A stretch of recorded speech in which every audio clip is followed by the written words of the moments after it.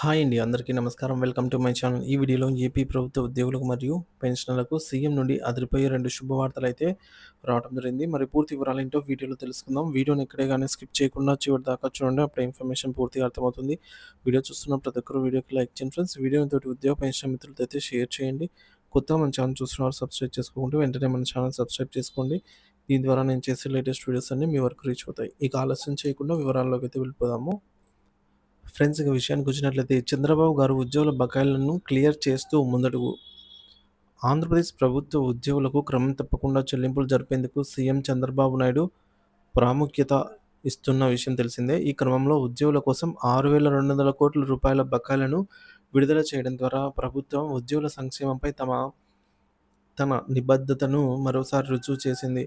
ఈ నిధులు ఉద్యోగుల ఖాతాల్లో జమ కావడం ద్వారా వారికి ఉగాది పండుగ ముందుగానే వచ్చినట్టయితే ఉద్యోగ సంఘాలు వ్యాఖ్యానించాయి. గత ప్రభుత్వ హయాంలో ఉద్యోగుల వేతనాలు సీపీఎస్, జీపీఎఫ్, ఏపీజీఎల్ఐ వంటి పథకాల కింద భారీగా బకాయిలు పెరిగాయి. వైసీపీ ప్రభుత్వం పదవి వీడే సమయానికి మొత్తం 7,000 కోట్లను దాటింది ఈ బకాయిల అమౌంటు. దీనివల్ల ఉద్యోగులు తీవ్ర ఆర్థిక ఇబ్బందులనైతే ఎదుర్కొన్నారు. అయితే ప్రభుత్వం మారిన వెంటనే చంద్రబాబు గారు ఉద్యోగుల కష్టాలను అర్థం చేసుకొని సంక్రాంతి పండుగ సందర్భంగా 1,033 కోట్ల రూపాయలను విడుదల చేశారు. ఇప్పుడు మరొక 6,200 కోట్లను విడుదల చేయడం ద్వారా ఉద్యోగులకు మరింత ఆర్థిక స్థిరత్వాన్ని కల్పించారు. ఈ మొత్తాన్ని వారి ఖాతాల్లో జమ చేసే విధంగా కీలక ఆదేశాలు కూడా జారీ చేయడం జరిగింది. ఈ నిర్ణయం అమలయ్యాక శుక్రవారం నుంచే ఉద్యోగుల ఖాతాల్లో ఈ నిధులు జమ అవుతాయని అధికారిక వర్గాలు పేర్కొన్నాయి.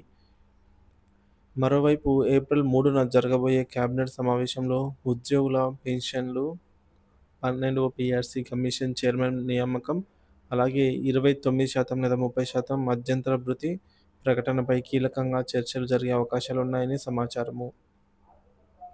ఇప్పటికే అన్ని ప్రభుత్వ శాఖలకు కీలక ఆదేశాలు జారీ చేయబడినట్టు తెలుస్తోంది.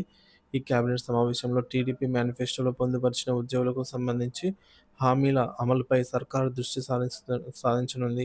ముఖ్యంగా పెండింగ్‌లో ఉన్న అన్ని బకాయిలను క్లియర్ చేయడంపై ప్రభుత్వం మరింత ఉత్సాహంగా ముందుకు సాగుతోంది.